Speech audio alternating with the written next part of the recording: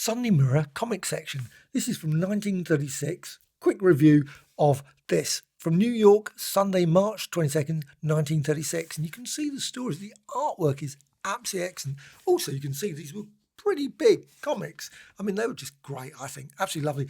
I haven't got many of these sort of things. I've got the odd one, but mainly from France. But this one is obviously a US one. And you've got 16 pages of comics, 5 cents. Pay no more, it says there. I can't remember how much I paid for it. I think I paid about £1 for it. So I did pay slightly more. But there you got there, Tunaville, I suppose that's how you say it, Folks by Fontaine Fox. You can see a variety of different stories here. You've got Little Stanley as well. That probably would not be allowed nowadays. And G-Man, the sort of thing that would have been in Detective Comics. And this, of course, is around the time that Detective Comics from DC would have come out. So you got that. You also got down there, P.S. No idea. Rel Head Cold Jelly is good for head colds. Who knows? I'm not going to say it is or isn't.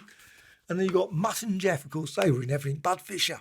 Loads and loads of books with Mutt and Jeff. Cicero's Cat as well at the bottom. Very good. We keep the streets clean. Please cooperate. And of course, there he's been driven off at that point. This is odd. Down the bottom, I can't work this out. Play money. Did people cut this out, I wonder? Doesn't seem to be particularly much of a joke or anything. I'm not really certain exactly what it is. Just sort of obviously very strange. You also got Silly Symphony, obviously Walt Disney there. And also the famous Mickey Mouse. Actually looking like Mickey Mouse at this point. But Donald Duck doesn't particularly look like Donald Duck at this point. So obviously it was a few years later that where we see a bit more. Now, unfortunately, in these ones, it doesn't actually say the artist. It just says, obviously, Walt Disney. That's it. This is great. I love this one. Tailspin Tommy. Sort of thing you could imagine sort of in the early comics as well. Detective comics, action comics, those sort of ones. Obviously, Superman, not appearing at this point, 1938, so a few years before. But you can see really quite dramatic little bit of artwork there, I think. Just you can see the story there. They love these sort of ones with planes. Planes don't seem to be very popular now. I can't think of any stories where planes are really central. There are probably a few, but still. You got here Aces as well. Lovely fact they split two. You had another story there, so you got a lot for your money, 5 cents, and you got quite a few stories in this. Bronco Bill there, Harry O'Neill. Obviously a little western, so you've got westerns in it. You've even got a circus story, Bumps. There's a circus story there. And again, you've got this weird thing at the bottom. Not really certain exactly what people did with that. Ella Cinders as well. You got there. See, when he's stuck in the hospital, or he's been getting some treatment or something, and it's, well, obviously we find out next week what was going to happen. And then there's Tarzan. I mean, that is great. But I love that. Tarzan.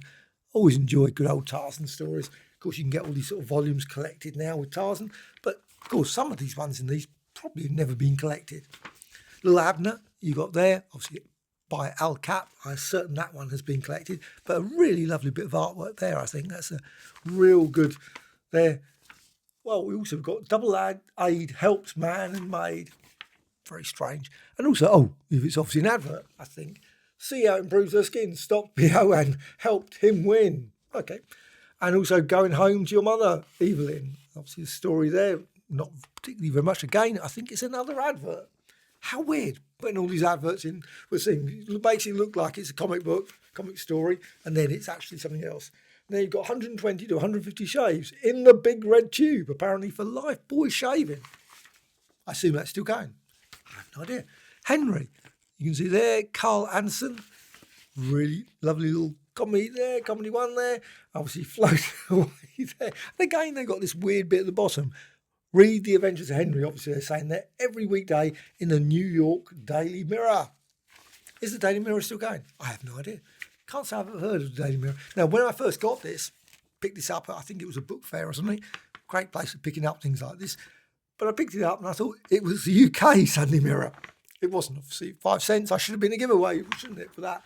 Half Pint Harry. So you got that and Ovaltine as well at the bottom. Maybe that's probably... Oh, no, that's another advert. Ovaltine this time as a comic story. Very strange. And you got... Oh, I can't read that. Counts something. Screw... Something. Loose, maybe. I'm not certain. I always love the fonts. The fonts are always weird. They didn't seem to worry about too much. They just basically put the weirdest of font there. It makes it quite hard to actually read it sometimes. The G-Dog, ever swallow that jar of nitroglycerin? Probably not a good idea. Definitely not good. That's my pop snoozing. You'll find one for this job, etc., etc. And again, you've got that weird bit at the bottom. Very strange. And then old Judge Robbins. Another bit of nice little bit of artwork there. Again, I'm not certain about the story. Well, Judge, you showed me Prince Albert. No, that looks like another advert. How weird. So many adverts in these combined to make it look like they were comic strips. Very odd. Fisher's History of Boxing. How weird as well. Right, just own two panels. Not much of a history. Obviously, they must have put this in each and every week so people would learn about all the great. I just watched Rocky Balboa, which I thoroughly enjoyed on Blu-ray. Totally disconnected, but it was great. Joe Palooka. Obviously, that one I'm familiar with as well. Great bit of art. I really think that's lovely. And that is it. I mean, I love these sort of things. Very rarely do I ever see these sort of things in the UK. I imagine many do turn up at comic marts and various book fairs, but it is great when you pick one up. And I'm always happy to find this sort of thing. So this one is a lovely little sort of snapshot of the sort of comics and stories that were around about 1936, just before we got Superman, and everything changed. Everything changed, and we got Green Lantern, Flash, and all those sort of things. So this is a great little magazine.